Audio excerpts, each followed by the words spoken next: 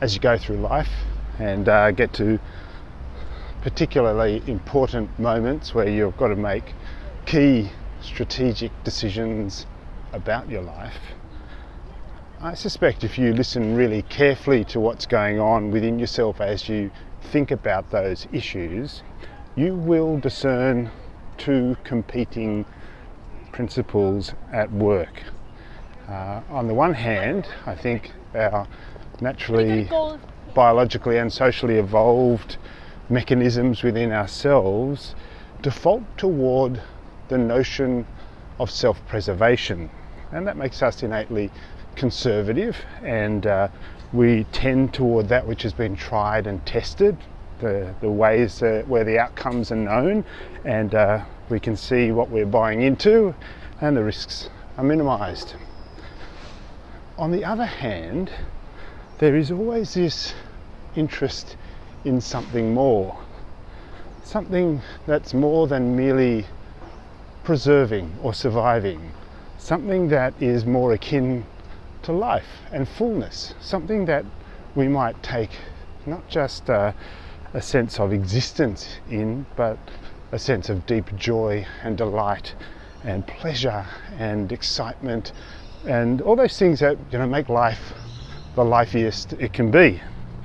So the Apostle Paul, when he's writing to the churches around Asia Minor, 2,000 years ago, he's a pretty smart guy. He likened these two things to two words. He said that inherently self-preservation kind of impetus within us is like the flesh. The flesh just wants to look after itself, just wants to keep going, doesn't want to die.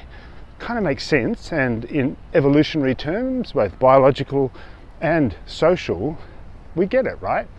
Who wants to die? Who wants to leave the game early? Who wants to stop being? Of course we don't.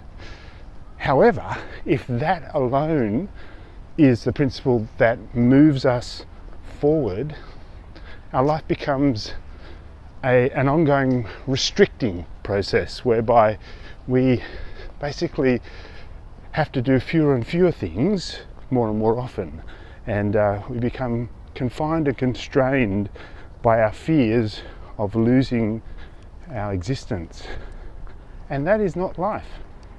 Paul would go on to say that the Spirit is a very different way. The Spirit holds a much broader view, a longer term view. He talks in terms of eternity, so things that are not just good for you, not just good for now, but things that have always been good, are good now and will always be good. These are the things of eternity, and they're not just good for you, not just good for your family per se, but they're good not just for your community or your society, they're good for the whole world all the time. And in one sense, even if you lose your life for these goods, they're still good, and you don't lose because you've lived into that which is good.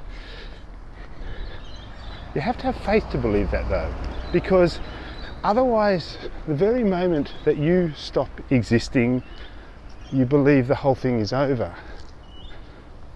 If you have a sense that life is bigger than merely yourself and your own existence, then you can conceive of the notion that you are making a contribution, a valuable contribution to something far bigger than merely yourself. And I've got to tell you, that is by far and away the richest way to live beyond yourself, for more than merely yourself. You will discover such a joy. If your deepest joy is in the joy of others, there's no end to that. And you will be the richest person ever, no matter what you may or may not own. So I want to encourage you to think about that. The flesh and the spirit, survival versus life.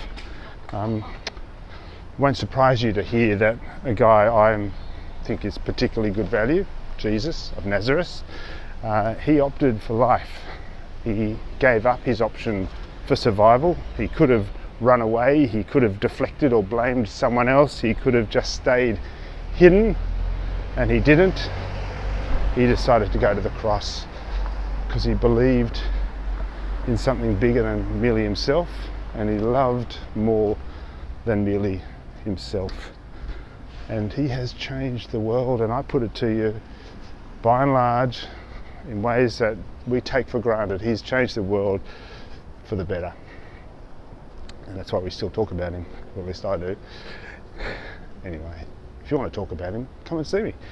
Or anything else for that matter. I had a great conversation with a couple of guys about Deleuze and postmodern deconstruction. Love that kind of stuff. It's, it's the dirty talk of theology.